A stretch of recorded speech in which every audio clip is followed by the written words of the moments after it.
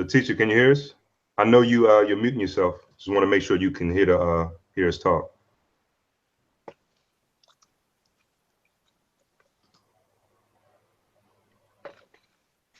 Still, I can't hear you. Thumbs up. Can you hear us? Hear the sound? Okay, good.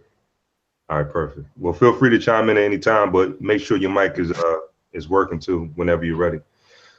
I don't know what Pauletta and Valinda up to, but okay, I see Pauletta just read the message. Let me give her a minute to hop on. Let me start this egg timer. Yeah, and I apologize for last week, man. I interrupted. I heard it on that replay. I thought I was muted out. I interrupted the training there. I kept getting calls from my team. No, it was good. I actually Okay. Is that Pauletta? All right, perfect. Oh no. Feel free to chime in any time, but make sure hold on 1 second. It's working too whenever you're ready. Yeah, I actually thought about it. I'm going to be late, still at work. Okay, no problem. Hop on if you can, but regardless, there will be a replay. Yeah, I thought about it. I said, well, I muted him out, but I hope he wasn't trying to chime in later on, and I didn't unmute him. I forgot about it, but no, it's all good, man. So it looks like it's just going to be us two so far. Susie's going to try to hop on. She's racing home from work, and hopefully Belinda hops on. But what I wanted to do was start it off. Letitia, thumbs up if you got to check out the replay from last week. You did? Okay, good. Did you have any questions or anything that you wanted to send it over in the message so I can touch on? No? Okay, cool. All right, Patrick, did you have any questions regarding last week's training, or just anything about the topic of, traffic and lead generation for today? Traffic and lead generation also, always. I get the basic concept, obviously, because I'm in, we talked and we had that training session. Mm-hmm. But I guess my question to you, do you use any other methods other than just running paid traffic from a solo ad to a capture page? Because obviously in my situation right now, I don't have a capture page for that particular business. Yeah. So what would you suggest? Well, honestly, what I would suggest for you, and because it makes absolute sense, as far as it being a free source, it being very, very extremely targeted, and you're good at video, I would say YouTube. Have you done any YouTube marketing, like video SEO and all of that type of stuff? Because I'll tell you, that's actually how I started. Started building my brand and building my following, and that's how most of us start. Because like I said, it's so easy. It's laser targeted. Search traffic is the best traffic that you can possibly get. Because if you think about it, solo ads are great because it's general. You got people who just want to make money online, period. So that's why a lot of these solo ad vendors, if you ask them, hey, will this offer do good with my list? They'll ask you, well, is it make money online or work from home related? If so, then yeah. Especially if it looks good, it's clean and all of that type of stuff, because it's really general. All of the people on all of these different lists are just people who want to make some extra money. When you look at Facebook, it's very, very extremely targeted because Facebook allows us to tap into what they're interested in, what books they've read, what movies they liked. So it's really targeted, but you got to think about it. People don't come on Facebook to be sold anything. People don't come on Facebook to buy anything. They come on Facebook to be entertained, to pass a little time, to check out a meme. You know what I mean? So like I said, nothing compares to search engine traffic. So when you got something like YouTube, and to be honest, that's a part of my strategy. Whenever I get into a brand new opportunity, I make sure that I do my search engine research inside of YouTube. I don't do any Google and all of that stuff. I go to YouTube, I see how many review videos are up. I see, I'll take a look at my competition, see what I got to do as far as buying views and all of that, because that's how you boost it up in the rankings. And I get free signups. I mean, SBC, like at least probably 40, 50 signups I got were from YouTube videos, from 2 videos that I did. So like I said, search engine is great because if someone is typing in how to make money, or say, for example, someone types in skinny body care review, or skinny body care proof, and then you pop up, guess what? The frame of mind that that person is in, they're already sold that they know skinny body care is a moneymaker. They just want to find someone who's a real person that's showing proof, and they're going to join that person. versus someone who's just looking to make money any kind of way. So like I said, you're already good on video, you're good on camera. Okay, we got Belinda. Hey Belinda, can you hear me good? Can you guys hear me? Yep, loud and clear. Okay, good. All right, cool. So yeah, since you're already good at video, Patrick, I mean, to me, it's a no-brainer because honestly, if I wasn't so good at, you know, building and paid traffic, I would consistently still be doing YouTube traffic because it's that good and it's easy. Okay. And one other thing. I'm sorry. Let me answer the other part of your question. As far as the capture page, you don't have to tell them to go to a capture page. You can have a simple call to action where you tell. A lot of times I have my phone number. I'll say, in serious people only, I don't want to waste your time. I don't want you to waste my time. If you're serious about this opportunity, whatever, here's my email, here's my phone number. So you can have people directly contacting you. You don't have to get them on a capture page because all that is a mechanism for communication. You know, so if you can have somebody call you or email you, then that's perfect. You cut out the middleman. But yeah, go ahead. I didn't mean to cut you off. I guess my only concern is I don't brand the company, I brand me. And I never like to show my company because I don't want people to attach me to that particular company, especially if there's an issue. Yeah. So I'll just have to change my message. Well, that's kind of why I'm so general on Facebook. Yeah. Well, that's smart. That's actually how you want to be. And I'm gonna tell you why. And like I said, you know, SBC is very, very specific. It's a very, very specific audience that's typing in make money with Skinny Body Care, Skinny Body Care review. These people are already sold and they're on the fence. Those are the easiest people to close. So I just slap up 2-3 videos and, you know, I'll collect those signups because they're looking for a leader, they're looking for somebody who cares, and they're looking for somebody who has some leverage. So that's why I put together systems. You know, so I say, hey, look, you can join, you know, John Smith, but I guarantee he can't help you like my system can help you. You get what I'm saying? So you got to you got leverage in the balance so you can kind of get easy. You're just picking up easy signups because these people are already sold. They're just a little on the fence and they need a little bit more pushing. So as far as building your general audience and your general following, you never want to brand any programs, any companies, any of that. You always want to brand yourself. So like I said, you're doing the right thing. That's the perfect thing to do because at the end of the day, these companies and opportunities come and go, but people stick with you because they trust you and they start to look at you as their financial advisor, you know? So that's exactly what you want to do. So like I said, in session 1, you want to borrow value.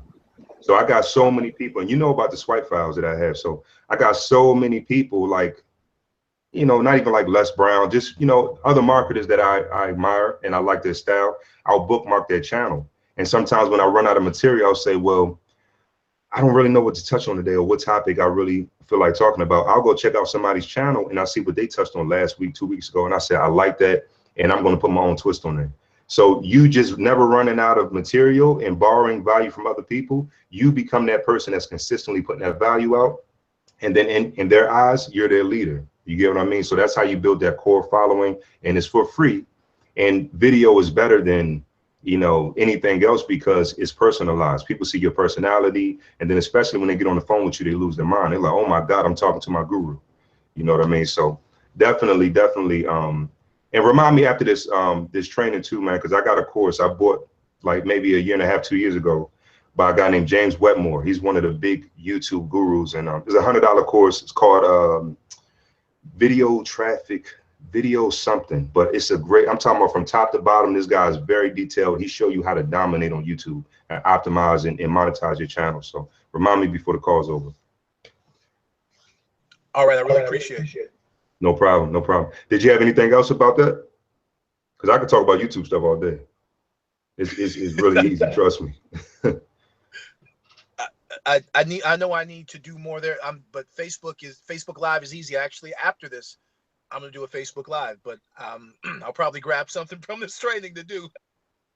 Yeah, for sure. Keep doing the Facebook Live stuff, man. I mean, Facebook Live, I love it. I just don't do it. I mean, like, even if I show you, man, I got like a huge database. I got like 50, 60,000 subscribers that I can send an email to, and I can make money like instantly. I haven't sent emails because I'm kind of burnt out with MLM and all of that stuff. That's why I kind of look for things that the average person can do and make money.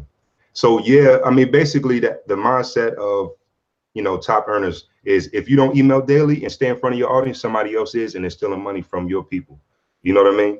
And that's when you got all of this oversaturation and all of these garbage programs and all of that being pushed down people's throat. And then, the average person doesn't make anything, but the guru makes the money. And then when that fails, he goes on to something else. I hate that. You know what I mean? So like I said, Facebook Live is a great thing, but I think as far as long term and creating leverage, and it doesn't get more affordable than free. I think that you take that talent to YouTube as well and learn some of the things from that course and start to dominate on YouTube. But I will. Cool. Let me ask Valinda. Valinda, did you have any? Basically, what we're going to touch on tonight is the topic of list building, lead generation, paid traffic, maybe a little bit of free traffic stuff. But first, did you have any questions about the session from last week or anything that you try to implement and you got stuck on or anything? No, I've been pretty busy this week, so I still have to do a little putting together. I wanted to do the Fiverr thing that you mentioned about, fixing your fan page or your Facebook page up. Mm-hmm. And I've been looking at other different ways of how to generate traffic using fan pages. Yeah. And I just found a really cool free tool that you can use to, engage, have people engage in, it's supposed to get more traffic to you. So I've been looking up that, and it's called Sniply. And it's called Sniply. So I've been testing that out on a fan page that I'm doing. I'm trying to find different ways to use my fan page to generate organic traffic from just posting like other people's websites on my fan page. Gotcha. Whatever the niche is or niche, or if it's about entrepreneur or I don't know, Donald Trump or whatever, and whatever you're trying to target, you can promote their page, their blog or whatever site it is. Mm-hmm. But then at the bottom, it'll have your information. And when they click on it, that's traffic that can come to you, and it's for free. So I've been looking up that and trying to learn that. And I don't know, I've just been overwhelming myself with a bunch of stuff. Cool.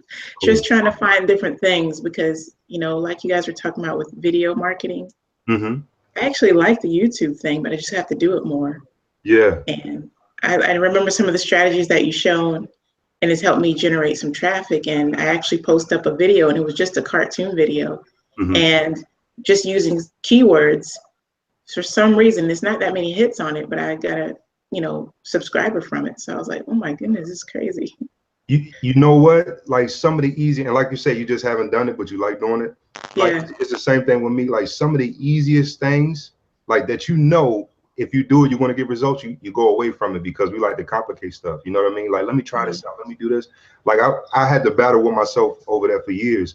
Like Patrick, I know you remember at the end of our coaching call, I had like a couple of sales came in, like $54 sales. It was like 2, 3, 4 of them or something like that just came in. Those I don't even promote. That software I built, what's 2017? I built that 5 years ago, and then I did a version 2 of that 4 years ago. And I don't actively promote it. I do no paid traffic. I got one video, and every day I get sales from it. You know what I mean? But why didn't I do 2 videos? Why didn't I do 3 or 4 or 5? You get what I'm saying? Yeah. Like I saw that result, and I'm like, okay, that's cool. And I'm doing other things. And like I said, that's something that I battle with myself too. Is like, if you know something's guaranteed and something works, why not do more of it? So like, as far as YouTube goes, I'm trying to tell you, like, it's a gold mine. Like it's really, really a gold mine. I just always force myself to master paid traffic because I know it's only so much you can scale up free methods. You know what I mean? But I really, really advise, like someone who doesn't have like 1,000 followers yet, or like even 500 followers yet, you should absolutely be all over YouTube and doing videos, because that's the first time they get exposed to you and they see your personality, and it's free, and you build up that list. But that's Sniply. It's called Sniply. Yeah, it's SNIPLY. Okay, Sniply. And so I'm gonna tell you, like, that's something that interests me. Like you explaining it to me, I'm like, okay, how does that work? So that's something that, well, I'm gonna tell you 2 things. But first, that's something that you can share with people. Like, hey, I got this new thing that I'm trying out. I know, I was just thinking that. Exactly, because it perked my interest. I'm like, okay, well, I wonder how that's going to work. Well, I'm gonna ask her when she starts to get some results, let me see. So imagine you can have 5, 10, 15, 20 other people that are interested too. And that's really not 5, 10, 15, 20 people. That really equates to 200, 300, 400 people because of that 6 degrees of separation. See, a lot of people, they focus like, what's the guy's name? I went to an event last year. He's in a wheelchair. He's like a real small guy. He was born with some type of disease where he got like, I think call it brittle bones disease or something like that. And he was saying that your ego makes you say, damn, that post only gave me 20 likes versus, you know, another post that you did in the past that went viral. And so the next time you're a little hesitant, like, maybe I'm losing my mojo. I don't really want to do a post. But what you really don't understand is, first of all, if 20 people liked you, maybe 200, 300 saw it. You know, people be hating on other people, especially marketers. They're like, man, I don't want to, you know what I mean? So a lot more people than 20 people saw it. And then even with those 20 people, they have a network of other thousands of followers. And then when one of their people like it, that opens it up to their followers. So you have to be okay with that little, you have to grow your world basically. So like just these sessions that we're doing, 6 people, you guys are influencers. So it's not really 6 people, it's more like 600 that I'm talking to. Because as I show you certain things that work for me and that help me and all of that, you guys are going to go out and influence other people. Because I didn't invent this stuff. I just plugged in and I learned, I started to do it, and then I got my results, and now I can tell you exactly my interpretation of it. You know what I mean? So what was I going to touch? Oh yeah, the other thing was Snipply.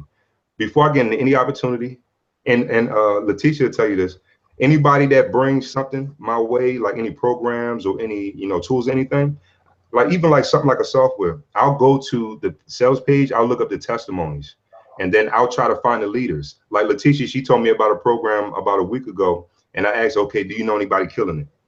You know what I mean? Because it's easy to fake a testimony. It's easy to have a whole bunch of hype and all of that type of stuff. But that's actually how I found my first coach. I paid him $5 grand to learn how to do all of this traffic stuff, because I was following a guy who all of these people say he was the man, and he was charging like $12,000. I'm like, well, that's way too steep. But if he can help me, I was going to try to build up and save up to do it. So I started actually looking at his student testimonies and people that were saying, oh, he taught me this, he taught me that. And I found a dude named David Deacle. And I hit him up on Facebook, was humble. I'm like, look, man, if you could just teach me a percentage of what he taught you, I appreciate that. I'm grateful for that. I said, because his price is just insane. I can't pay that. He would say, oh man, look, he really overcomplicates it. I'll show you exactly. I'll take it down to this chunk that really makes the money, because he's going to teach you all of this stuff, and he's going to throw a big price tag on it. He charged me $5 grand. Gave me exactly all the meat and potatoes that I needed to know. And I went out, and that very next month I made $6,000. My biggest month, you know what I'm saying, at that time. So that's what I do. So like that Snipply thing, go to the sales page and look up all the testimonies, look at all the people who are in the video saying they made this, they made that, they got this result, and friend them on YouTube, Facebook, all that. Hit them up and say, look, what's the real deal? Are you really making this, or can you show me? You get what I'm saying? Yeah. And that's how you really find out. Yeah, I actually what YouTube did it. And I found years I was surprised that I was using it, but I originally heard it from John Michael. Okay. And so that's what made me kind of look it up, because I was trying to figure out how exactly to use it and put it together. So, you know, I looked that up before. I heard about it last week. So I finally took the time today to, you know, do a couple searches, and I was surprised of the lady that I found out about it. Keisha Bass, I don't know if you guys know, you heard of her? Maybe if I see her, I'm not sure. Yeah. She's like one of the top leaders in some other companies that I'm not involved in, but I always look at her videos and, you know, learn some things from her. But I was surprised she was the first one that popped up. So after she showed how to do it, I'm like, you know what, let me go ahead and get this thing from Chrome. So it's a extension, a Chrome extension. Okay. And so I'm just going to test it out and see how it goes. I started putting up some posts on my fan page and just see what kind of engagement. It tracks everything, you know, all your hits and stuff for you. And I figured, let me just test it out. Yeah, definitely test it. Definitely test it. Let me know what you think. You know what I mean? Because guess what? If I like what I see and they got an affiliate program, who am I going to join? I'm going to join you. Yeah. You know what I mean?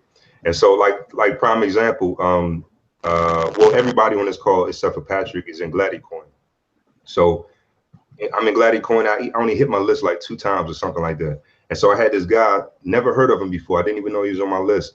I call him Sham for short because his name is like Illa Sham or something like that. He has a huge team over in Asia. Like he's the man, a big deal in Asia. He was like one of the top 5 income earners in Organo Gold. Had a huge team in Asia or whatever. So he hit me up and said, hey man, you know, I've been following you for a while. I trust you and stuff. Send me your link for Gladicoin. I got your email. So he jumps in. I'm saying he's starting to invest some, you know, some money, a couple of $1,000s. I'm like, okay, well, let me add him on Skype and hop on a call, you know, build a relationship with him. I didn't even know about him being a top earner and all of this type of stuff. So he introduced me, and I can't say his name. He wants to be anonymous or whatever. But he introduced me to the number 2, either number 2 or number 3 guy, because it's him and his wife in Organo Gold. And he just joined Gladicoin today. You see what I'm saying? So one email brought me one guy in my mind that's just a regular prospect that signed up. But then that opened up another door for me to network and meet some other leaders that do some serious damage. You know what I mean? You really never know who you're talking to. So don't worry about how small you know your numbers are, because really they're not. That's the big illusion, because Facebook it ended all of that stuff. It makes network marketing so easy. But anyway, let me get into what I'm gonna touch on today, and feel free to chime in, interrupt, have questions or whatever about everything. Let me share my screen.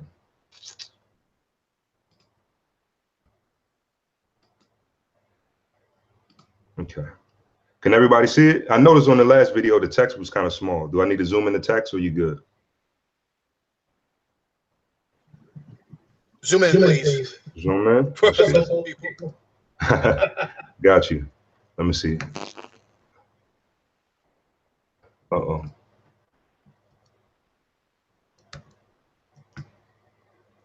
Oh, there you go. All right, here we go. Okay, so is this better or a little bit more? Let me do 200. That's good. Okay, cool. So last week we touched on building your tribe, finding a comfortable platform, borrow value, be consistent in delivering that value, build your brand. And Patrick did a great job because you painted, it's hard to explain, but you painted another side of your image to me, like by saying you owned your truck and you sharing your experience in the industry, how long you've been in it. Like you showed another dimension to me by telling that story. You know what I mean? And people don't understand because we don't think our story is that powerful, but it really is. Because all our prospects want to see is that we are either just like them or we were once just like them.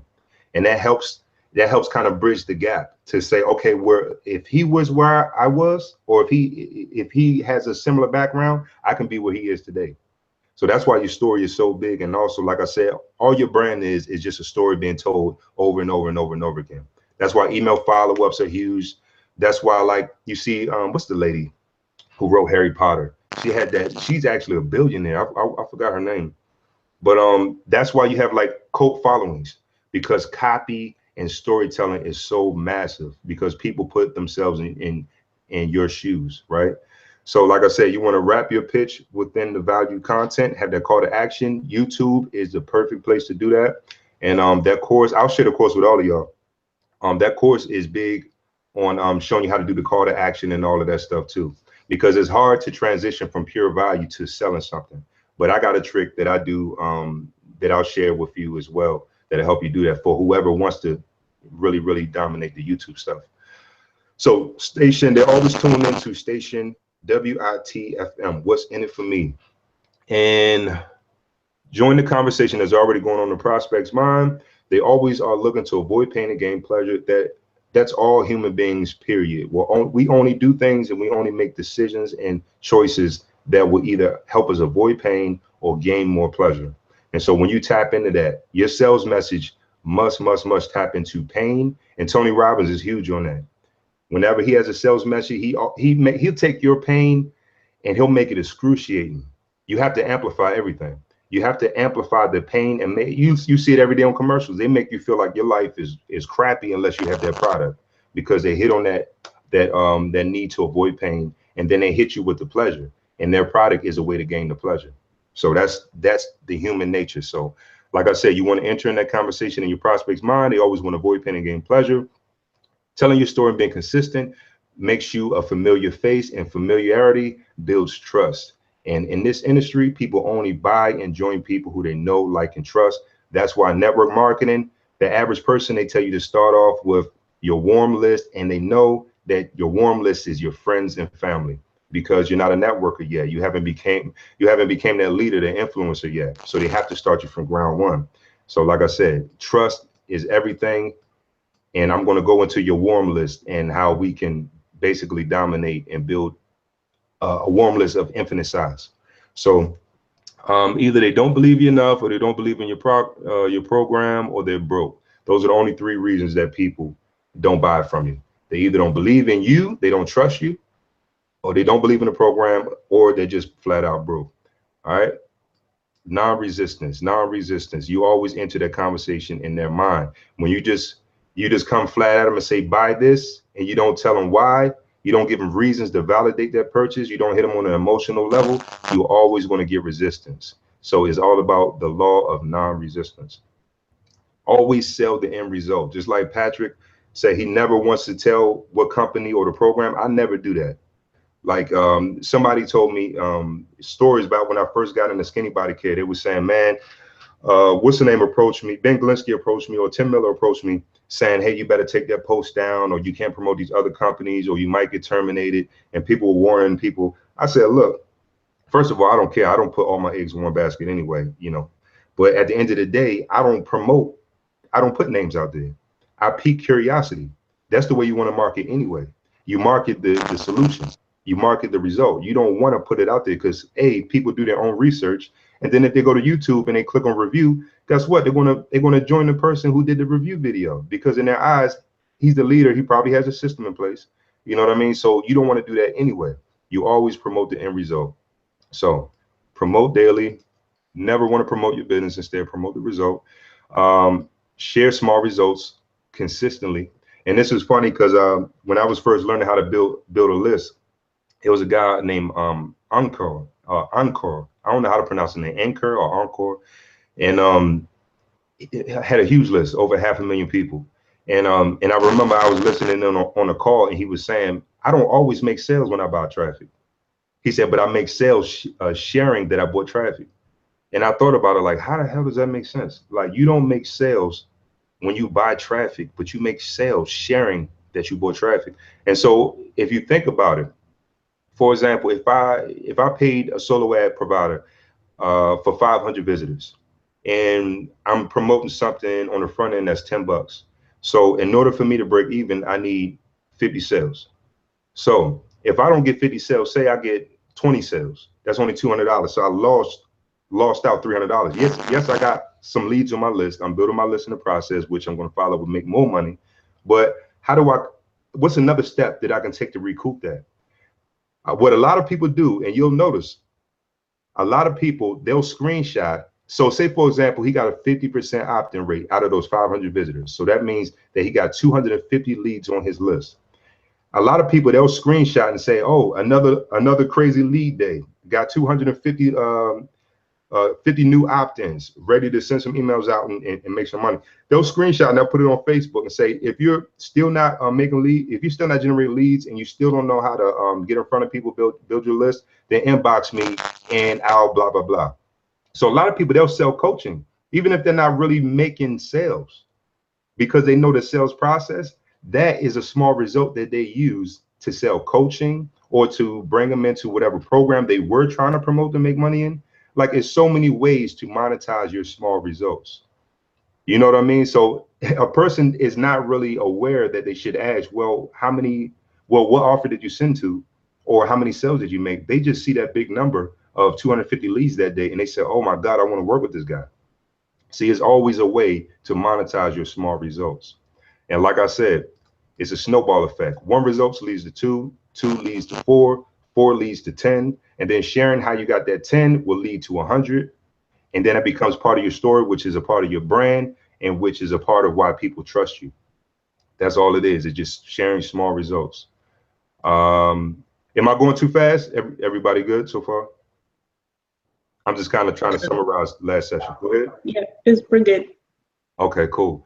All right, let's see. The first sign up is taking a leap of faith. And this is what I tell a lot of people when basically people come to me sometimes and they say, well, I don't have a following. I don't have, a list or anything like that. And what I say is, well, do you have anyone that just trusts you? Like undoubtedly they trust you. Or have you helped anyone make any type of money online, whether it's $1 or anything? Or have you given anybody any good advice? Like you build good faith with people just by those small actions. So that first person is probably going to be your toughest person because you don't have any results. Like before I promote anything, I know what a person is going to ask. Well, how are you doing with it? Because that's what I ask other people. So when I don't have results, I leverage other people's results. So like for those of you who watched that Gladiator Coin presentation, I showed that I invested $7 grand, but I didn't have results yet. So what did I have to do? I had to get on a call with the #1 earner. So I did a hangout with him and he's showing how he makes $7 grand a day. And so that's the proof that I needed for me to get my results, for my people to get in, for me to start to build my small results and share my story, which would then take on a mind of its own. So you always want to leverage other people's results, or you always want to remember what kind of value in any type of way you give into somebody.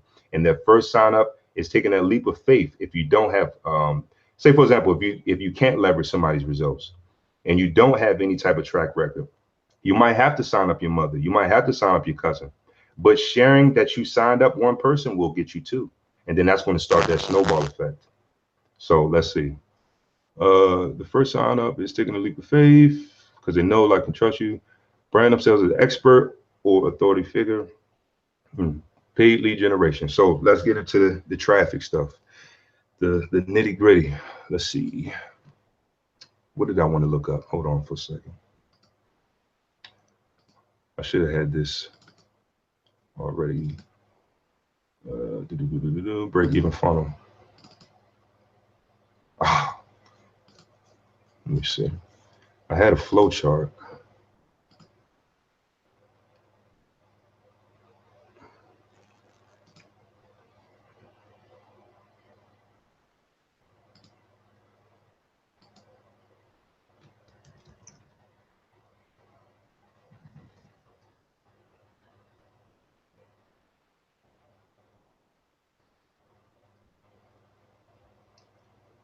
All right, let me see. Funnel flow charts. Break-even funnel.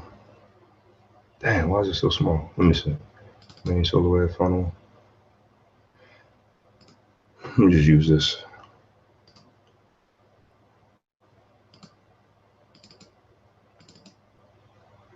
I'm gonna just use this picture. It's a lot going on, but I'm just gonna share with the important parts. Can everybody see this? Yep, can see it. Okay, cool. So let me not start on that. Let's see. All right, so basically paid traffic, lead generation. Like I said on the first call, success is not a skill set, it's a science.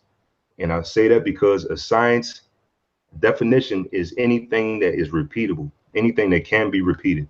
And success can be repeated. That's why people say success leaves clues. That's why you want to model the successful. And basically lead generation is a science. And that's why I have a big swipe file. That's why whenever I buy something, I think to myself, what made me want to buy this? What process did they put me through? How did they do the upsell? How did they do the downsell? So especially with paid traffic, you have to learn all of those different tricks, upsells, downsells, exit pops, and all of that, because those are different tools to recoup your money. You want to recoup your money as much as possible, as early as possible. So my main paid traffic, and I've dabbled in Facebook traffic. Facebook traffic is amazing, but you can lose so much money so fast because it's a lot more skill that goes into it, because yes, you can get very, very targeted, but the copy has to be on point, and it's all about congruency. Like with email marketing, with solo ads, is about congruency as well. But like with Facebook, when someone sees something, if you read a book about puppies, Facebook has that information that you said you like. That's one of your favorite books because when you filled out your profile, when you first got a Facebook account, you put that. So now you got a person who has a company that sells, dog training. So now you're part of that data. They want to try to expose their offer to you. So what they're going to do is they're going to put maybe a free offer, and that's going to entice you. You say, huh, well, I love puppies and I'm interested in this. Let me click on it. But say you click on it and then that sales message on that capture page doesn't really match up. They're talk. It's hard to explain, but it's all about congruency because first of all, Facebook, you're only there for entertainment purposes, for social purposes, to see what's going on. You're not there to buy something. It's not like on Amazon, so it's all about a smooth transition. Now with email, you're on someone's list in the first place because you're trying to make money and work from home. So when a person sends an email, you're already open to any suggestions and any offers. So you're going to click on it. And then you've already proven to click and opt in and check out offers in the past. So that's a different mind state than a person who's just browsing on Facebook already from the get-go. So when a person clicks on the offer, yes, it has to be congruent with the swipe that was used in the solo ad, but it's not as crucial as Facebook. And when a person opts in, they're on somebody else's list and that they open and they click, right? But here's the thing, why I like solo ads so much. If you have a general offer, like a lot of people, because I sell traffic too, a lot of people, they'll come to me and they'll show me their offer. They say, do you think this will work? And I say, is it make money, work from home related? They say, yeah. I said, of course, it'll work. Now, and I'll check out the offer. Now, price point is huge. And let me make sure I'm not getting ahead of myself. Price point is huge. You want to have a low cost front end offer. You want to have a mid-size offer, $67 to $97. And then on the back end, you want to have a higher offer, 500 plus and above. I'm gonna touch on that, but let me just start from the beginning right here. So the whole idea of a sales funnel and solo ad traffic, we already know is good, instant traffic, whatever, but the sales funnel still has to be on point. The whole idea of a sales funnel is to filter out the dirt, allowing you to find the diamonds, because everybody's not going to buy. And the whole objective when you're building a list is to be exposed to so many prospects, as much prospects as possible. That's why the biggest marketers spend the most money on traffic. That's why you see Russell Brunson every day, all day. They have so many campaigns going on all at once, like solo ads, Facebook, Instagram. Those dudes spend tens of thousands every week on advertising. That's why they're being seen so much. But that doesn't mean that they're getting tens of thousands of leads or tens of thousands of sales. But when they do get a sale, they upsell to recoup to make up for all of that traffic, for all of that exposure. So what you're doing is you're trying to build a break-even funnel that filters through all of the dirt, all of the window shoppers, the freebie seekers, the people who are just opting in to get whatever freebie gift you're giving, or a person who just put in a fake email address.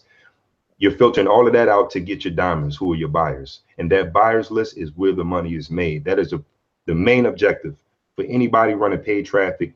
You must be building a buyers list or you're wasting your time. And that is another reason why I build systems, because if you're promoting Skinny Body Care, or if you're promoting MLSP, or you're promoting any opportunity, they keep the buyers. That's their database. They have the customers. So you're sending all of these different prospects for them. You're paying your hard-earned money to send all of this paid traffic, and they're getting the end result, which is the best quality lead, which is a customer, a buyer. So when you build a system, you flip the script. So when you have a system in place, yeah, you're paying for traffic, but once you do get a person that buys, you now have them in your database inside of your system. That's the big aha moment for a lot of people. That's how a lot of people, they go from struggling to killing it in a business opportunity, because they learn that in order to build a buyers list, well, first of all, they learn that they need to build a buyers list. And then for most opportunities where you can't, they build a system so they can build that buyers list. Because that buyers list, especially if you're the face of the program and you're branding yourself, that buyers list, if you do right by them and you have goodwill and you provide value, they're going to buy from you or join you in the future for a long time. And then the next opportunity, That buyers list might have been, 2,000. The next opportunity, it might be 6,000. The next, it might be 15,000. It'll continue to grow over time with you. So that's the end result with that. But anyway, first of all, let me start from the basics. Your avatar. Who is your dream client? So it's different ways that you can approach an opportunity. Something like Skinny Body Care, you can approach it from the customer acquisition side, or you can approach it from the business opportunity side. And like if I wanted to promote like just the products and get customers, I wouldn't run a solo ad campaign, because the products aren't about, they're not tools to help you make money. They're tools to help you lose weight. So that's a completely different avatar. It's a completely different person. I would have to run a search campaign, something like YouTube PPC or Facebook PPC, where I can target people who bought other weight loss products. So you always got to remember, like I see a lot of people, they're using the wrong traffic for the avatar. You have to begin with the end in mind. Before you spend a single dollar, you have to think, who is that perfect customer for you? And then does that customer match up with that traffic source? Because there's only a couple of reasons why something doesn't convert. Either the traffic sucked or the offer sucked, or both of them are good, but it's mismatched. They don't go together. You know what I mean? Let's see. What results do you want to give them? You want to craft your message. You want to craft the copy in your Facebook PPC ad. You want to craft your email ad that you give to the solo ad vendor to send out. What result do you want to give them? It's all about the end result. Where can you find them? Whether it's YouTube, Facebook, whatever, these are the questions that you want to ask yourself based off of that perfect customer. And then once you understand who that customer is, then you say, well, what bait? Like, for example, I'm using Skinny Body Care because majority of us on this call were in Skinny Body. The bait that I had for that two-step process was, I said, put away your credit card. Don't spend anything. I want to prove it to you. I already know that you're thinking, what's in it for me? I'm the same way. I don't blame you. All I want you to do is click on that first step and pre-enroll. Just put in your email address, put in your best email address, and then watch as the results start to come in. And then from there, you make a buying decision. So that was the bait. As soon as I signed up with Saul and I saw that for myself, I said, damn, I know for a fact, if I'm getting excited about that, then I can market that. I can market that aspect of it and then get a lot of people excited about the same thing. So that was the bait that I used. So you always want to think, how can I attract these people? What is my ethical bribe? How can I bribe these people? But still fulfill what I promised them. But what is that bait that I'm gonna dangle in front of them to get them to take that action? All right. So it says create the bait that would attract your dream client. That's it. Okay. Now here's another thing. First of all, before I move on, any questions about what I just covered? Anybody? Yeah, I actually like that because, going back to like doing videos and like branding yourself, I want to actually try to do a personal video, kind of like what you did for Skinny Body Care as an introduction. Exactly what you're saying about the bribe thing. That's exactly what I need to come up with. Yeah, because you got to think about it. Like, for example, a lot of people hate to kind of push, like they hate to be pushy. They hate to tell people what to do. And I tell people all the time, prime example, you see commercials that yell at you. They tell you exactly what they want you to do. Stop sitting there. Don't wait. Call in or come on down to Ruby Tuesdays. They literally tell you what to do, but we're not getting mad about it. We're not upset. We don't feel that they're pushy because we're used to anyone that's on the big screen or on the computer. We see them as the authority anyway, especially if you search for that type of content. So at the end of your videos, it's a hard transition for a lot of people to go from value to telling someone what to do, aka the call to action. But what you can do is do an outro. So just like you got an intro, you got your logo floating in or whatever you got, you have an outro. So I'll do some value, say I'm talking about something like this, list building. I say, so you want to make sure you have bait, you attract people, you build your list, blah, blah, blah. So with that being said, I hope you enjoyed it and I'll see you next time. And then immediately my outro will come in and say, hey, this is Rodney Stokes again. I appreciate you for checking out my video. Make sure that you look down below this video and subscribe, and also look in the, what is it called? The description section. Yeah, I think it's just look in the descriptions section and click on the link. Go check out my blog. Go check out. And a lot of times, I'll tell people exactly what to expect. And a lot of people are scared to do this for some reason. I don't know, but I've seen like I can literally show you videos that I made like 2-3 years ago that I get like 20, 25 leads a day from still, because I track it. I have links where I track in my optimized press WordPress account. But a lot of people don't do this. What I'll say is, like I said, the outro. Thank you, blah blah blah blah blah. Also, go down and check out the link in the description and click on it. You'll see it's going to take you straight to a capture page. All you got to do is enter your email address, and what you're going to see on the other side, you tell them what to expect. Because especially if it's someone that's not in the marketplace or brand new, they're like, why do I got to give up my email address? But when you tell them what's on the other side of it, they're saying, okay, well, it's just a means to an end. Let me just do this to get to what he's saying. So anyway, make a long story short, that outro is crucial because transitioning from value to pitch is uncomfortable for a lot of people. So if you have an automated video at the end, you're going to kill them with that. And then guess what? You put your bribe inside of that outro. Say, thank you for checking out my stuff. Grab this free book or grab this free DVD or whatever, opt in to get it, whatever. You know what I mean? So that's another way, that a kind of tricky way that you can slap that on your videos and have it automated like that. Build your list and provide value so you're still in good grace with that person. They don't feel like you trying to get something from them. Don't know your brand. Okay, so look, here's the thing. Traffic has different temperatures. So like I said, when you're brand new and you're getting into a business opportunity, what they start you off with is they say your warm list, your friends and family, because those are the people who are aware of you. They know you, they like you, hopefully they trust you. So traffic is the same way, because all traffic is people, prospects. So you got hot traffic, you got warm traffic, and you got cold traffic.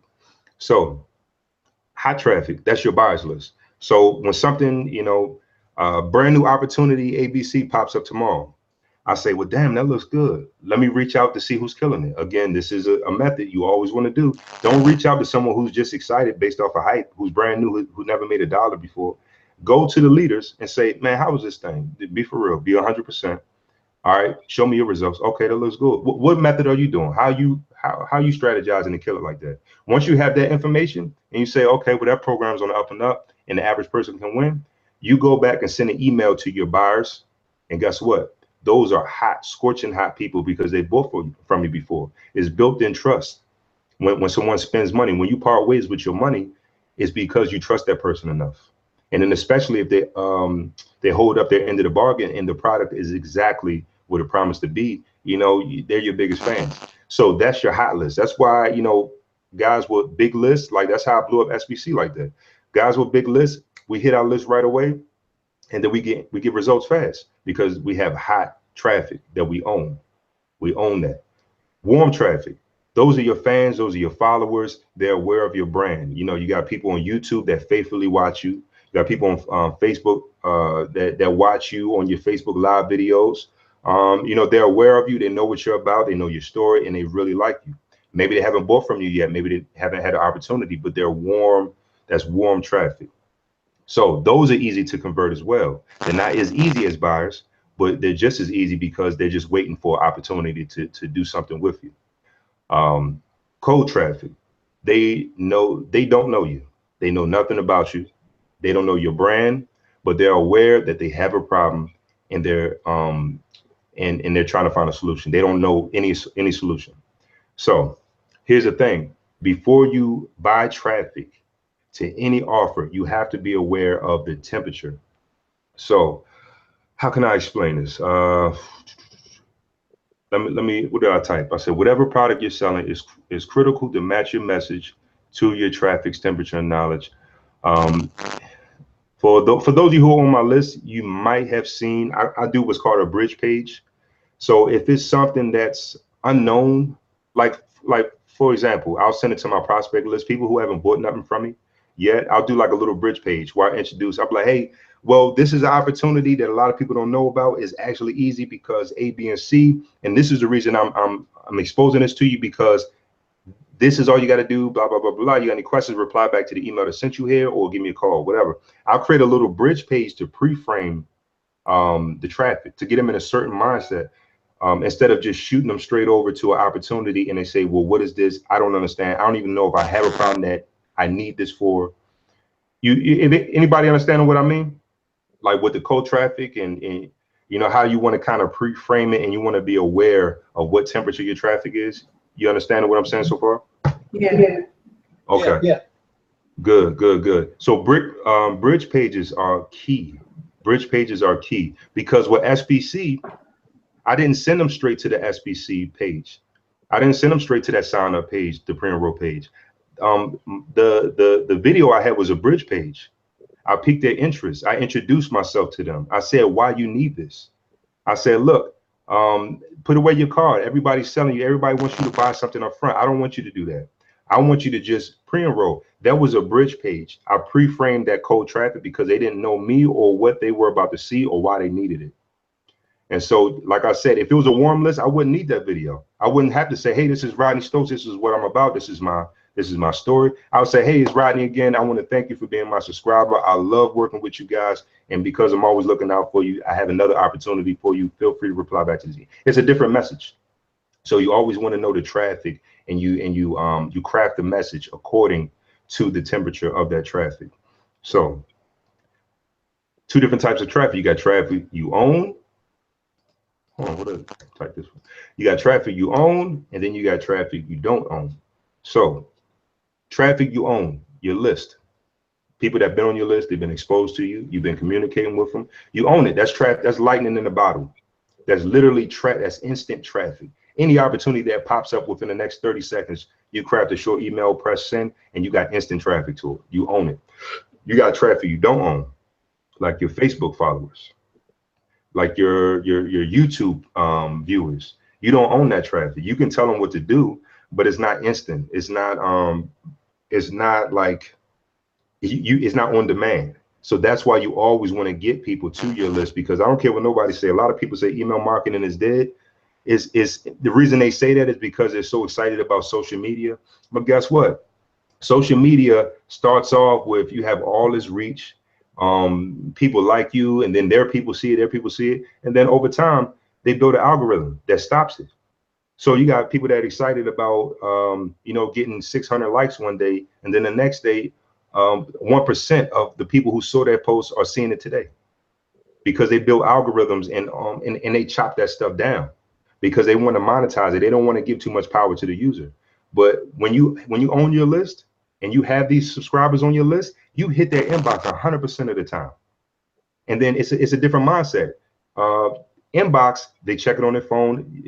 Usually it's about business or something important. They get their bills and statements and reminders and stuff sent to their inbox. It's a different mindset than someone who's scrolling on Facebook for a meme or just to be nosy and see what people are talking about.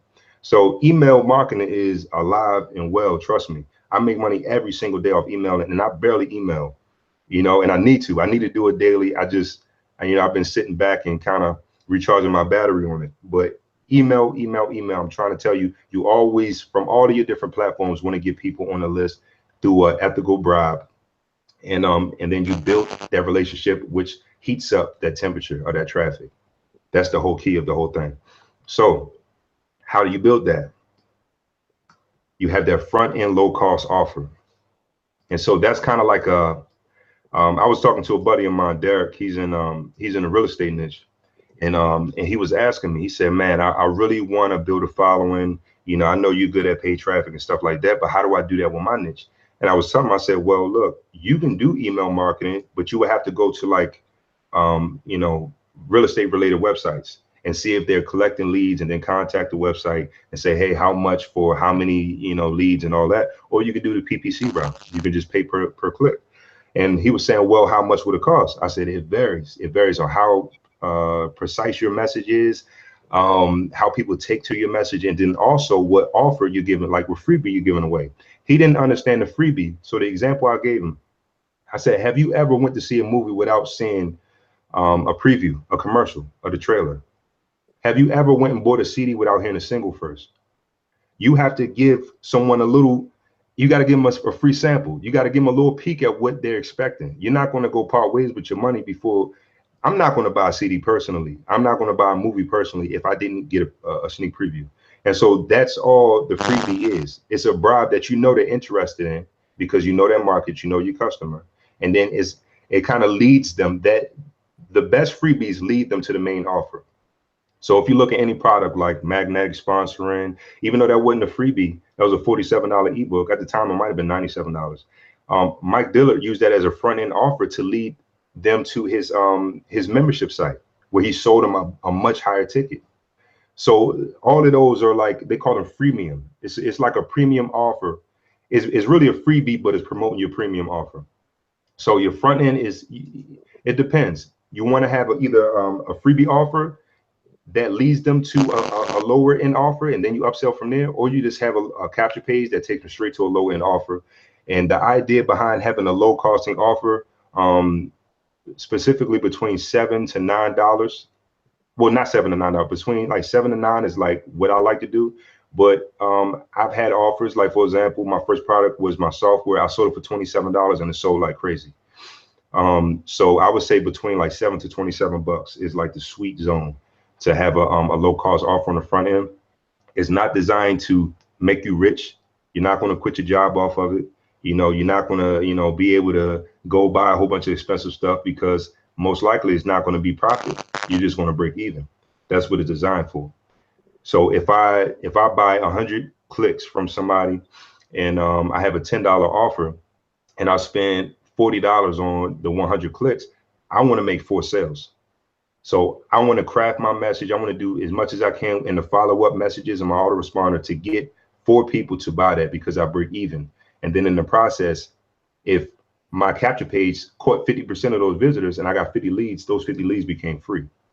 So I just added to my list for absolutely free. And I got 4 customers on my buyers list that are going to love me, and they're going to join anything in the future. That's the end game. That's exactly how you want to do it. That's how I started building my following when I dabbled into paid traffic. I only promoted, and a lot of times I had no upsells because I didn't know that that was important. So I only promoted stuff that was like 10 to 20 bucks. And that's how I built up my buyers list. I got a couple thousand people that's bought from me, you know, over the past year that I can just send an email to and they'll join me. So low cost. And then you got an upsell that's going to be between $67 to $97. That's really going to be the meat and the potatoes of what you're trying to sell overall. So some of you might be familiar with List Build University. So List Build University is a front end offer of $9.97. So that's basically the door opener. I give them access to the system. So once they're inside the system, they plug in and all that, they're saying, okay, well, I can follow the steps and still make money. That's the key. Whatever your low end offer is, you want to make sure that it's not incomplete without the upsell, because that's when you piss people off. They say, well, why did I buy this if you're just going to upsell and I can't make money just off of this? You still want to make sure that your front end offer is something that people are still capable to run with and get results. So Let's Build University, $10, gets them in the front door. They get the system, they plug in, they follow the steps, they can start getting some traffic and making sales. But then I have the $97 upsell right after that. That's Click Send Profit formula, where I teach them. I say, okay, well, now that you're plugged into List Build University, you're beginning to get traffic and you're building your list. What are you going to say to those people to make money? This program is going to show you exactly how to craft your message, how to send emails, and how to squeeze every single penny off of every single subscriber that's on your list. So it adds to what they're trying to do overall, but it doesn't take away. They can still make money if they choose not to get it. So that's the key. So like I said, you want to have an upsell that's between $67 to $97, and that's going to kind of, you know, go in a little deeper in detail exactly what they're going to do, but it's not absolutely needed for their success. They can still roll with just the main offer. And then above that, you have the high end upsell. So you can sell your time, like with coaching, like what I'm doing right now. You can, you know, do $500 and above, or you can sell the entire process to them. It's so much that you can do, but the thing with high-end sales, you got to really, really warm them up. So you have to change the environment. You can't just automate that. You have to do like a webinar, or you got to hop on a one-on-one call with them. You got to hop on Skype. You got to take them from an automated environment to a one-on-one high-touch environment instead of high-tech. So that's the only difference. But you absolutely want to have that upsell, because that just completes the process. And that's where all your profit starts to come from. And that's how you do quit your job. That's how you do, you know, get those nice things, having the 67 to 97 and having that 500 above. Or you can have a $300 offer, 297, it doesn't matter. But that's where your profit comes in. Any questions about that?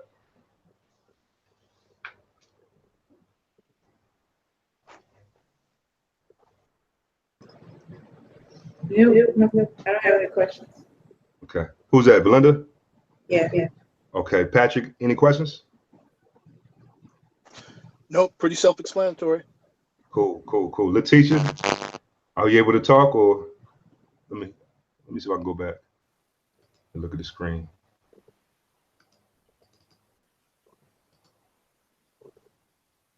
You good? No questions?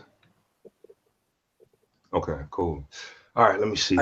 I'm sorry. I guess, and maybe we'll get into this later. Mm-hmm. How do we create these offers, and how do we create these upsells and things like that? How did you come up with the ideas for all these? For example, okay, so basically the whole structure. Hold on, let me stop that.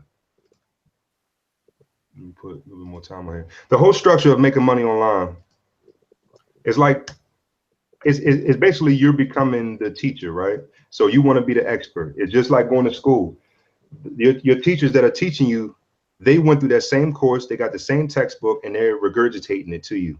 So they didn't create the information. They're not reinventing the wheel. All they're doing is they learned, they implemented, and then now they're teaching. So the whole formula is learn, do, teach. I'm trying to get back to it. So it's learn, do, teach. So as you're starting to learn, like these sessions, you're learning. I want you, that's why I gave homework on the last one. I want you to implement. And then as you implement it, you're going to get, for example, if you got a fiber banner, or you put up a different picture, something like that, the results that you get from that, you'll start to learn from it. And then you can go back and teach people firsthand. So everything that I'm teaching you now, I learned from other people, from different events, from different training calls, from different courses that I bought, and I did it and I got my own results. And then now I can teach. So basically anything that you struggle with and you learned, like for example, I'm gonna give you a good example. Let me see. I had a software created because what I do, because Aweber can get expensive as like your list grows bigger. I claim my list every week. So I remove people who don't open after a certain amount of time, and like fake emails and stuff like that. I clean it every week. And so what I do is after I clean it, I export and I back up my list. And up until a couple of weeks ago, I had to open every single XLS file because it wasn't a CSV file. I had to open every single XLS file, and then I had to convert it over to CSV. Now, if you're doing one or two of them, that's not a problem. But if you're doing, 10 to 15 to 20 of them, then it's an issue. So then I'm looking around for all of these different softwares. I'm like, how can I find a bulk XLS to CSV file converter? All of these softwares are $500 and above. I went on guru.com, which I go to get all my softwares created. I went on guru.com. I put up what I needed, the problem I was having, and people started bidding. I had one person that said $75. I was about to go with him. Then I had a guy who undercutted him and said, "Oh, I do it for 50." I got this software created for 50 versus $500 buying it from somebody else. So now what do? I got my own software and it works, right? So I wrote down on my notepad. I just haven't gotten a chance to do it.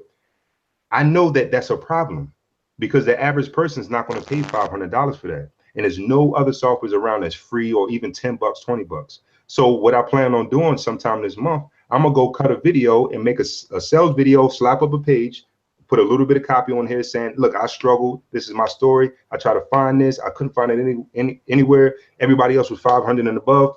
But look, I know what it's like to not find this stuff. I know how hard it is, and I want to give back. I customized and I created my own software, and I'm gonna sell it to you for just $20.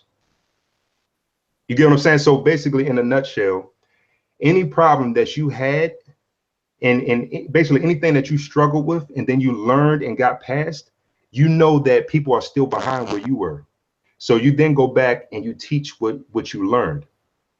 So like before you go through this James Wedmore course, that YouTube course I was telling you about, remember what you're struggling with right now as far as YouTube. And then once you learn all that stuff from James Wedmore, turn around and create a little $10 course and say, look, I struggle. I had no clue how to even do a call to action without coming off pitchy. Just, you know, share what you had an issue with. And then now that you're on the other side of that hump, tell them that you're coming back and you're giving this to them. So basically all my products are based off of a struggle that I had. And then after I figured it out, I said, look, I put it together, I simplified it and summarized it, and I'm giving it straight to you for this cheap price.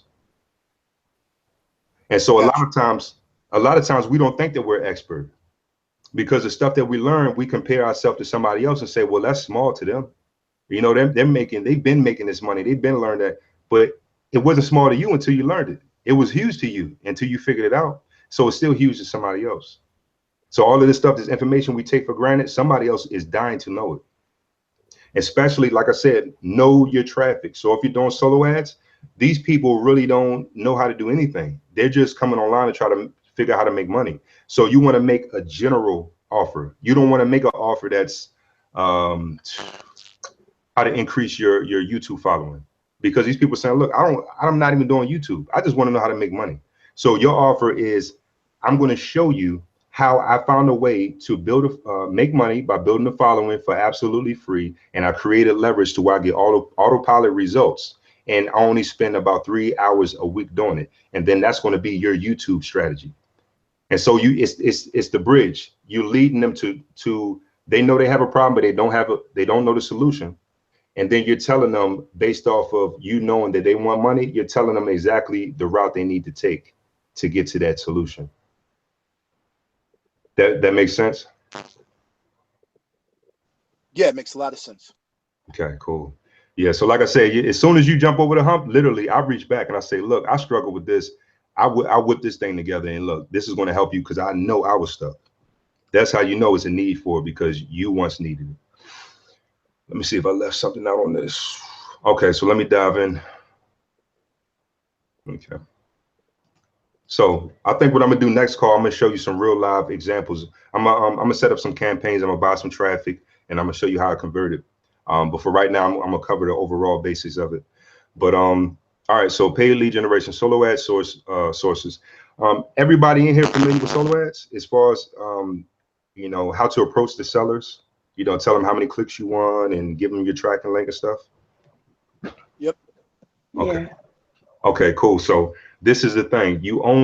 And a lot of times, you know, you see horror stories where people on YouTube say, I'm not doing a solo ad again because the person sent me fake traffic, or the person ran away with my money, or whatever.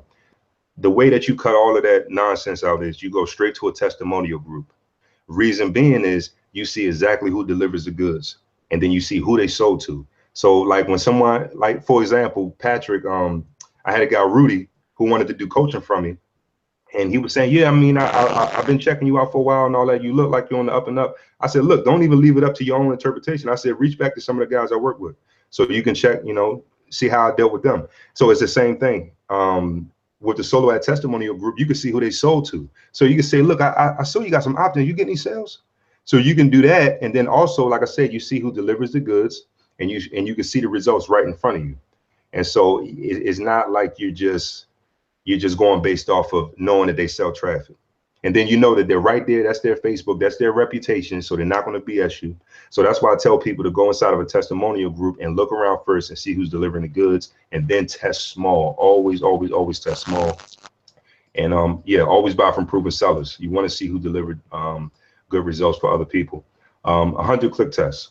2 reasons you want to do 100 click tests. 100, the only way to get a percentage is to get it out of a whole number, basically, to get it out of 100. So if first of all, I want to test small because I don't really know this seller. I don't really know his list. I don't know how well my offer is going to do with his list. So I'm going to buy 100 clicks to see how well my offer does. And also, out of 100, if I get 38 leads, if I get 38 people that subscribe to my list, I now see that my capture page is converting at 38%. And so once you understand your numbers, you're able to scale up. And so say you say, all right, well, I made, 2-3 sales. That's pretty good. Let me run it again. And the next time you got 40 leads. So you're saying, okay, well, with this guy's traffic in my capture page, I'm typically on average getting about 39% opt-in. And so you keep slowly buying 100, 100, 100, 200, 300, slowly scale up. And then if your numbers consistently stay the same, you can then say whether or not you feel comfortable to jump to 1,000. If he keeps, delivering sales and leads and you feel comfortable, say, I'm gonna do 1,000. And then you automatically know that if your capture page is converting at 39% on average, if you do 1,000, then you're going to get 390 leads because you know your numbers. So that's how you can scale up to 1,000 clicks, 10,000 clicks. But like I said, you always start small because you don't know how well your offer is going to do. You don't know that person's list and none of that. And also you want to learn your percentages. You never want to go big fast, ever, period. So many reasons why you never want to do that. Capture leads, obviously. But here's the thing, a lot of people, they mess up, whether it's Get Response or Aweber, they have it set on double opt-in by default. And what double opt-in is, when someone opts into your list, they're not really on your list until they come back to their inbox and they click the confirmation link that says, yes, I want to be on Rodney's list. If they don't do that, they're not on my list. It'll just remain pending. You'll see that the person opted in, but they won't receive a single email from you. So by default, they do that to keep, the integrity of their program. They don't want people clicking spam or all that type of stuff. But you can change that. You can change that to single opt-in, and by changing that to single opt-in, as soon as I put my email address in Belinda's capture page, I'm on Belinda's list and I'm receiving that first follow-up message, and I'm receiving every message from there on unless I choose to unsubscribe. And so that's a big mistake that a lot of people make. They keep it on double opt-in. You always want to make sure whenever you create a new list, you change it to single opt-in every single time, or you're going to waste so much money. All right. So one-time offer. So like I said, the low ticket offer. So like I said, sweet spot for me is about $10. So create as many buyers as possible because that's an instant relationship. Whenever someone parts ways with their money, they trust you. They feel like they trust your offer enough, or they trust your message enough to spend money, and that's instant trust. That's not like a regular prospect on your list that you're continuing to email and warm up to you. That's an instant relationship. So like I said, it's not designed to get you rich. $10 sales is not going to let you quit your job, but it's going to let you build a list fast of customers who will continue to spend money. What's the guy's name? I got a book. What's his name? I got his book over here, Dan Kennedy. He says a buyer is a buyer is a buyer. Once a person buys from you, they're proving that they're a buyer. Spending money is a mindset. It's a different frame of mind. A person who spends money versus someone who's just a freebie seeker, who just hops on lists to keep checking these things out and fool their self to think that they're ready to get going. It's a different mindset. So someone who pays $10 today might pay you $1,000 next month. You never know, because they have a mindset of spending money and they're comfortable doing that. So like I said, learn your sales percentage. Then you can get into tricks like exit pops, to where when someone tries to leave, if they don't want to opt in or they don't like your offer, then you can have a little offer where you hurry up and try to recoup from them. You can send to like a little CPL offer. And all the CPL offer is, you got these CPA networks. CPA stands for cost per acquisition. And so they have offers that are called CPLs, cost per lead, where these companies will pay you just for generating a lead for them. So they have a capture page, and if you send traffic and someone puts in their email address, they'll pay you like $2.50, $3, $4. So just like I tell people, if someone came and opted into your list and they checked out your main offer, they didn't like it, and then the exit pop came up when they try to leave, and they go to a CPL that's coded to you, what do you already know they're proven to do? They're proven to at least opt in and put in their email address. So you can still make money off of exit traffic. So that person might not have wanted to buy a $10 thing, but you saw that they did opt in to get to that $10 thing. And if they put their email address in the exit pop, you just made $4. So you can so if you get 10 people that do that, you still made $40 and you recouped your traffic spend. So that's why exit pops are crucial. It depends on the offer. Like I said, the temperature, the message has to be right and all that. But if you get a good exit pop offer, even if it's a down sale, if you cut it in half and say, hey, look, I understand it's hard times. $10, while it's small to a lot of people, it's big to someone who's been burnt in the past. You craft your message and say, look, what I'm gonna do is I'm gonna cut it in half. One time only $5. you know, that's still something that's persuading them not to leave, and it's for a lower cost. So it's all about recouping as much money as possible and not letting traffic go to waste. Same thing with the upsell. When someone buys, a buyer is a buyer is a buyer. They're proving to buy. Let me throw something else at them that's going to add to it, but it's not absolutely crucial that they get it in order to succeed with that main product. Downsell, same thing. Downsell, same thing as the X product. Delivery of that product. Good thing is everything is digital. So a lot of times, like I'll give away. It's funny because I with Let's Build University, if you go to letsbuilduniversity.com, when a person tries to leave, I say, look, don't leave yet. I'm doing some market research, and for a limited time, I'm giving away a free DVD where I'm showing you how to do all of these things, you know, build your list and all of that stuff. All I want is your honest feedback telling why you didn't like the main offer and you decided to leave. And so I'll see people that put in the information like, well, how do I give you my address to deliver the DVD? You can say little tricky things like DVD because, you know, as long as you have the videos laid out on the page, it can be a DVD. You segmented the videos and put it on and slide it on the page. So anyway, I say that because delivering the product is easy. As long as you have a thank you page and it's coded correctly and it redirects them correctly, you know, it's delivered. That's all it is. And here's another thing with the exit pop with Let's Build University. It's smart because it serves two purposes. I get to see what they didn't like about the sales message in the sales video. Most of them, 90% of them say they were just broke, or some of them say I was at work and I had to leave. I'm gonna come back, something like that. But I get to get that insight, and then at the same time, the DVD, I'll get back. The DVD that I give them, those videos, I'm teaching them every single reason why they need to join the program that I was promoting in the first place. So video one, it says, look, you want to get the capture page done. Video two, you want to set up the offer. And then I tell them how hard it is to do it by themselves and without using a system. And then by the last video, I say, look, now you've seen everything that you need to do, everything you need to have in place in order to be successful and succeed with this. Now, do you want to do this on your own from scratch? Or do you want to plug into a $10 system? And so it sends them right back to that offer anyway. So it serves two purposes. And I've never seen anybody do that personally. I just thought of that sitting on the couch, and it's been working. It's been working really good. So let me see. Any questions with that before I go to the follow-ups?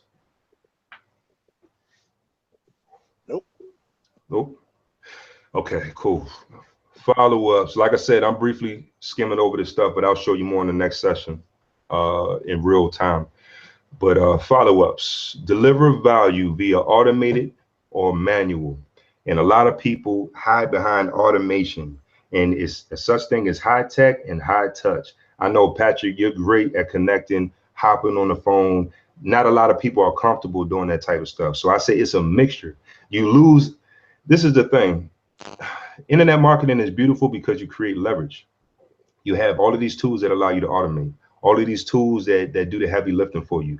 But these tools are only designed to help you communicate.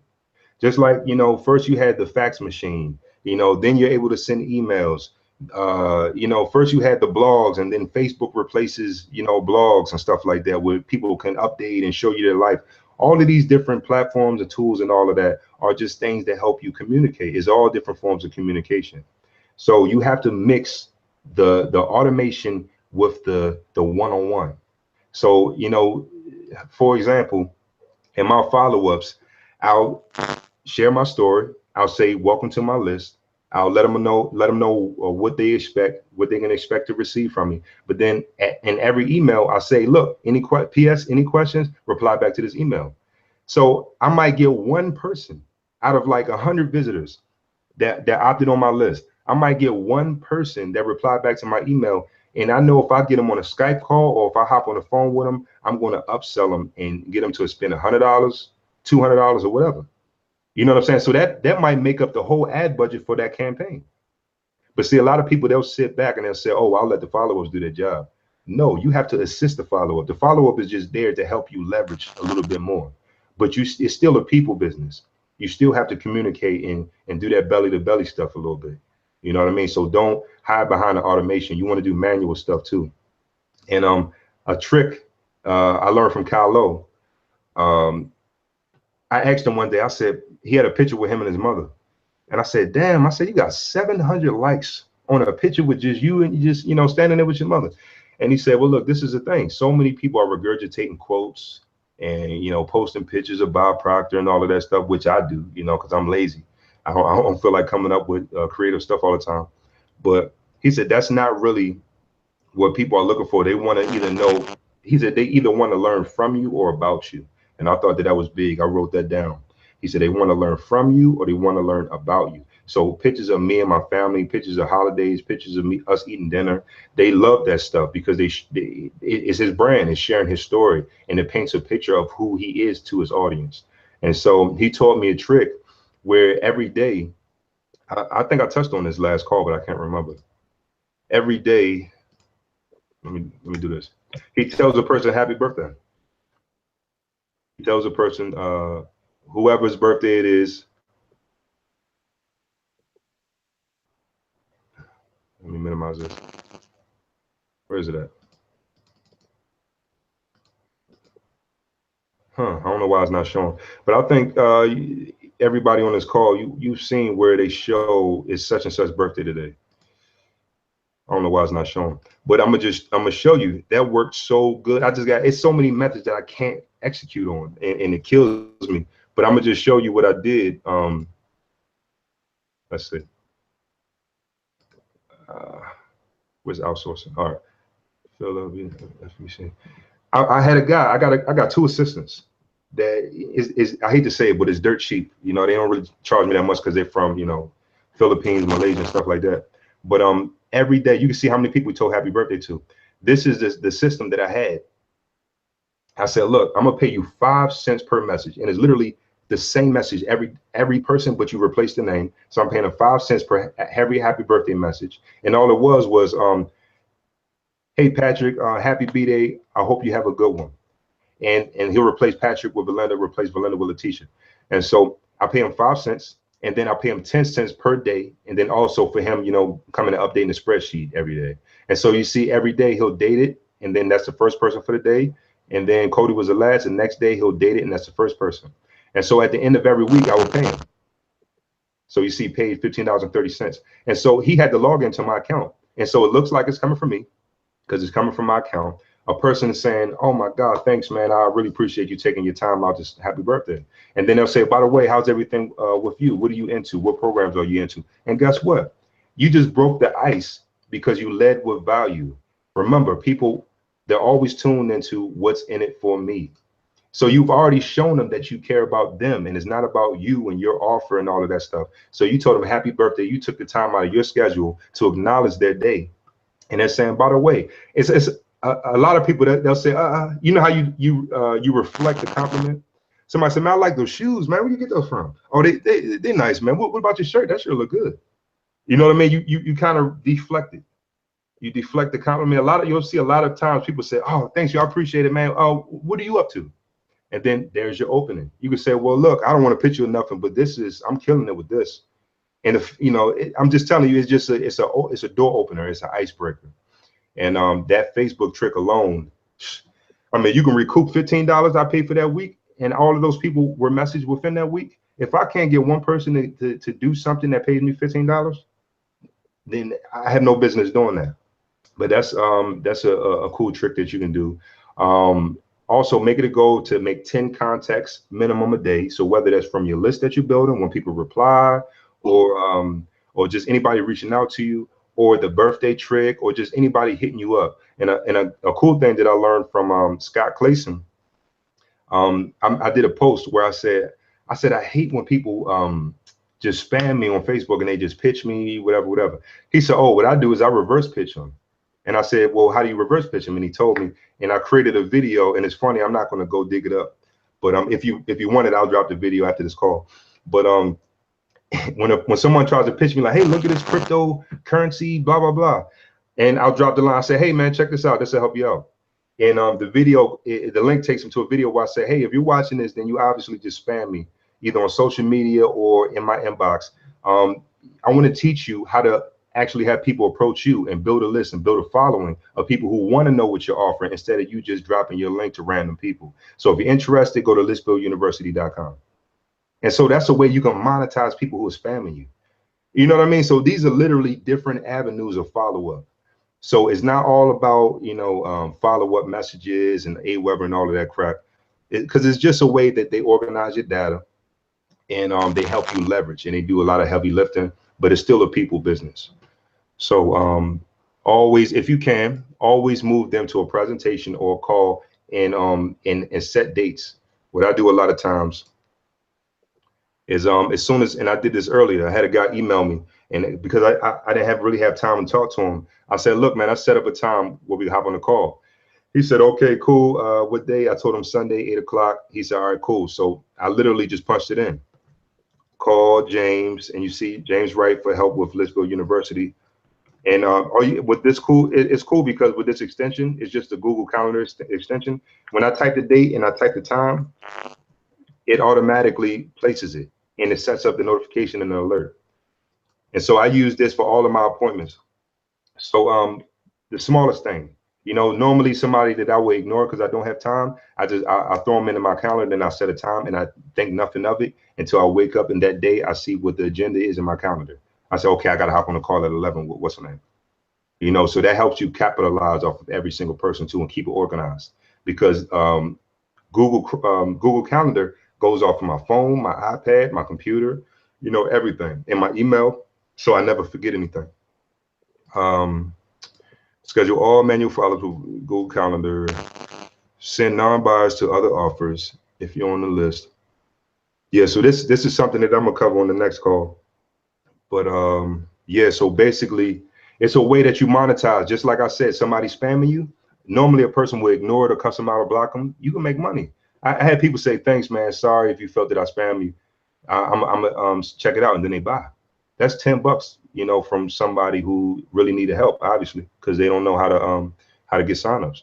So so same thing. Send non-buyers to other offers. Like I said, if a person didn't buy and they're proven to opt in, you send them to a CPL. I mean, those are the things where you can really dissect and start to monetize. That's what I teach that inside the click send profit formula, and slap the $97 price tag. So I'm right up in the price range of what works, what's proven to work, and what I've seen work. But then it helps them once they start building that list. You know what I mean? So let's see. Buyers list, like to trust you, create through automation. I can show that as well on the next call. Always promote you first. Don't share your buyer's attention. I'll go over that. Email signature, pure value, build relationship. Only sell products are proven. Provide extra. So these are things that I can touch on the next call, because I'll be able to show it as it's actually happening rather than explaining it, because it won't really come across as clear. But let's see. Let me make sure lead generation is okay. So the last footnote: lead generation is not about getting a lead. It's about getting the lead and converting it into a sale. I remember when I first started off in 2011, SEO and blogging was huge. Let me stop sharing. Let me see. SEO and blogging and all of that stuff, even YouTube stuff, it was huge. And I would get so pumped and excited, like, oh my God, I just got 3 leads. I just got 10 leads. And then they would just sit on the list. I wouldn't email them. You know what I mean? I was just excited about seeing that. And basically I realized it was this guy named Rob Ford. And he had a course called Posting on Purpose for Profit. And that's when I first learned about beginning with the end in mind. And so basically when you're crafting a blog post or you're crafting a video, and I had to tell this to so many people, because so many people just put videos out. Never ever put a video out unless it's like spontaneous and it's like an update or something like that. You always want to do some type of research. You want to see if you can rank for that keyword. You want to see if the keyword is relevant, if the topic is relevant, and see how you can monetize it. Because if not, then do a video, cut a video that you can actually rank #1 for. And anyway, so, and I used to get so excited, like, oh my God, I got 10 leads today. But then I forgot that you got to follow up these people. You got to make money out of it. You know what I mean? So I see a lot of people that fall into the trap of getting this plugin and this widget and this capture page look, and that they fall in love with the technology, and then they forget about the people. They forget about the end result. So, getting the leads is not about getting the leads, it's getting the sales. And so everything should be wrapped. Your whole process should, funnels and all that stuff, they're just stepping stones. They're just different platforms for communication and contact. But the end result shall always be converting, closing, ABC, always be closing. That's what it's all about. So that's pretty much it for tonight's session. Let me get some feedback from you guys. Let me know if you got some value from it, if you got any questions.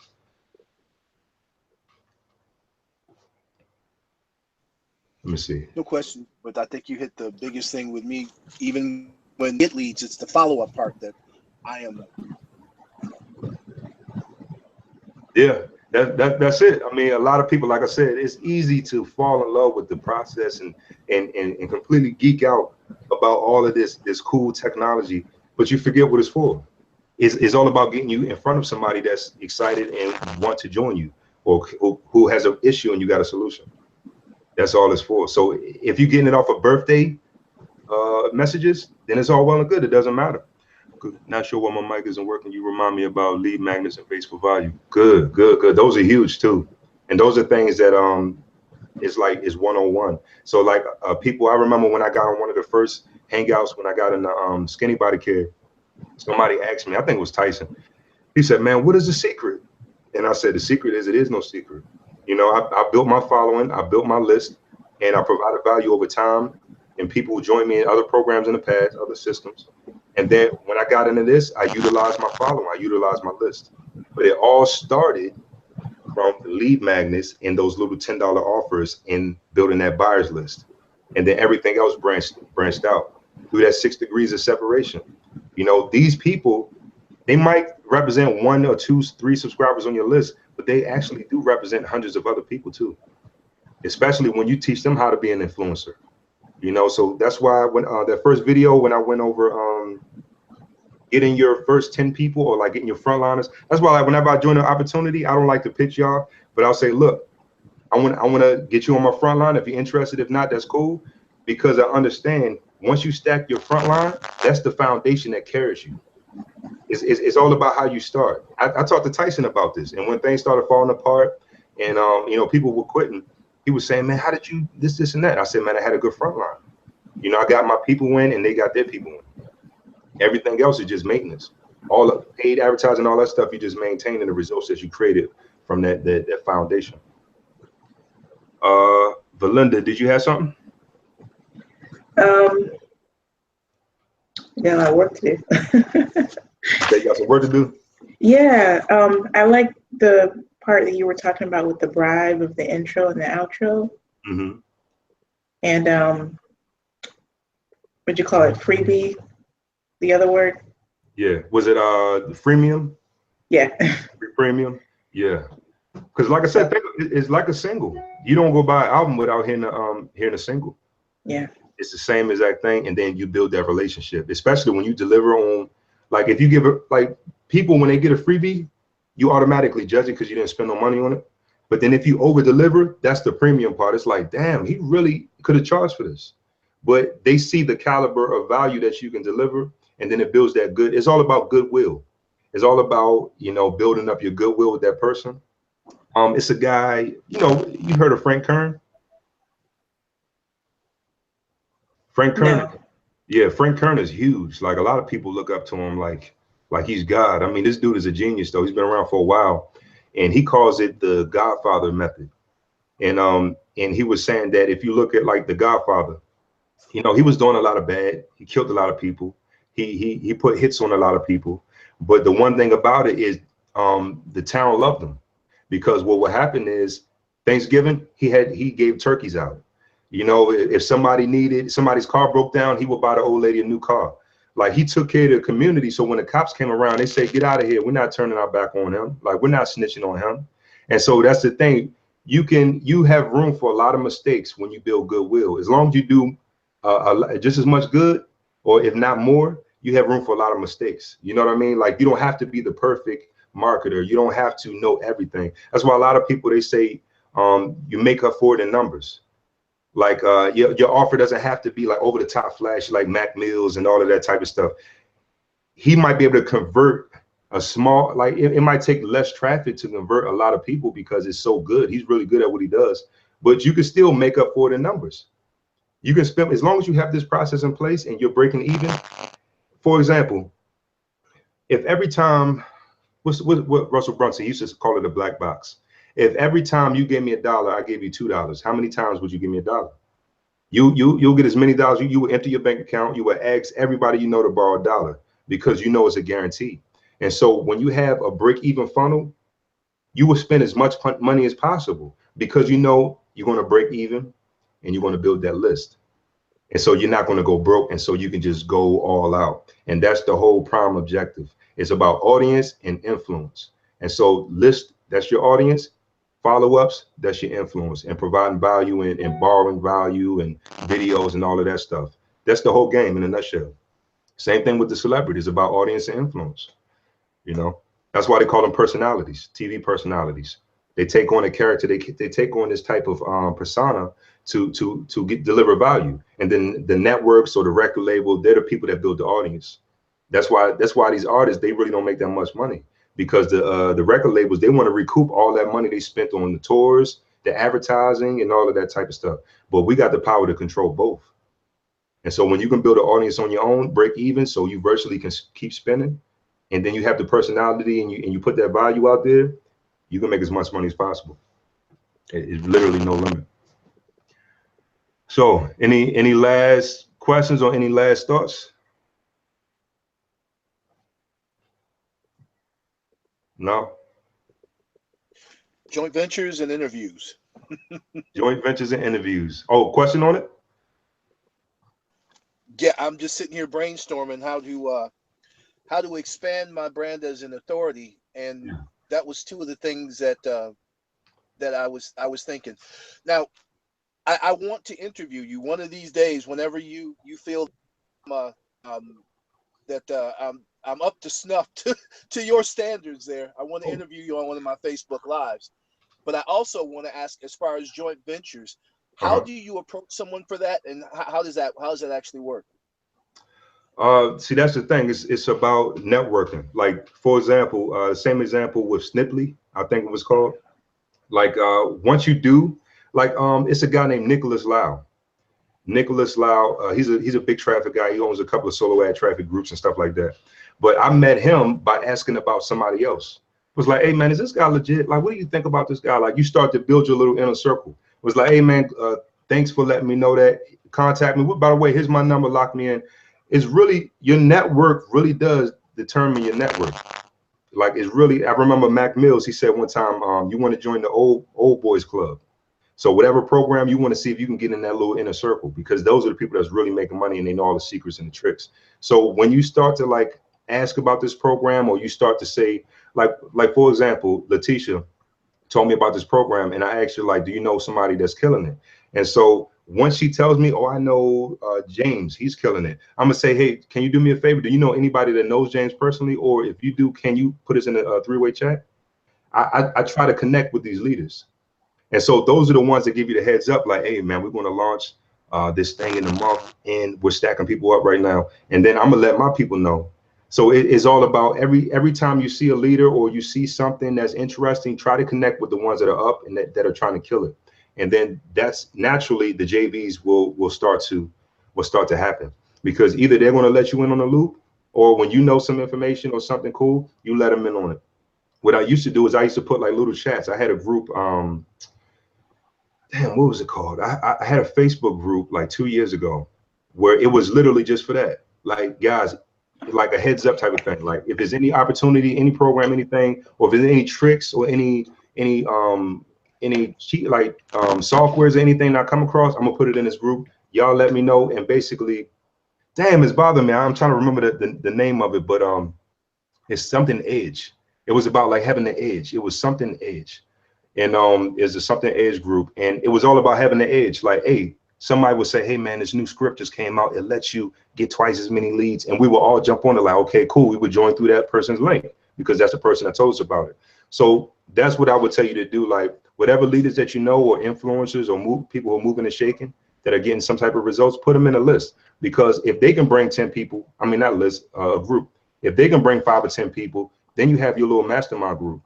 And the theme of that group will be the something edge, or, you know, the first movers advantage, or something like that. and just let them know that that's the theme of that group. And then that's your little JV thing. So when somebody says, I want to know how to kill it on YouTube, and then you went through that course, you can say, look, man, I learned all of this stuff and I've been doing this. Let's put together a product. But that's basically how you do it. Any opportunity, any program, anything, always go to the top and try to get introduced to these leaders.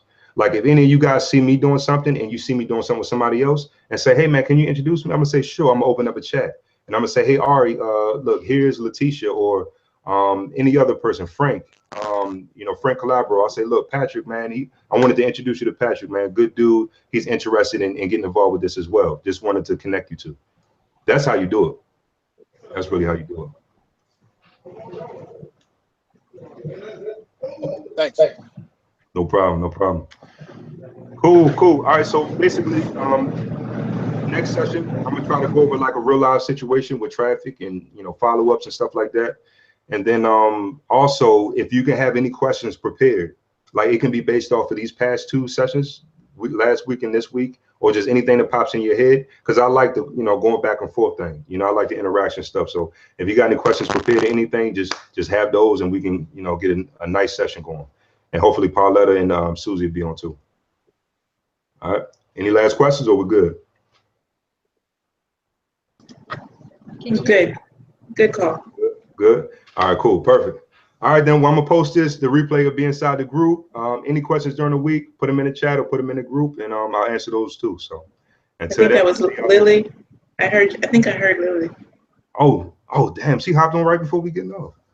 No, I've been on for half an hour. Say it again. I've been on for half an hour. Oh my God. How did I not know that? Did you have any questions? One, did you take the last session off of the group, the Facebook group? It's still in there. Let me Is it? I just couldn't find it. I tried to go to it and I couldn't find it today. Let me see. I'm gonna tag you in it right now. Here it is. Hey Susie. Yes.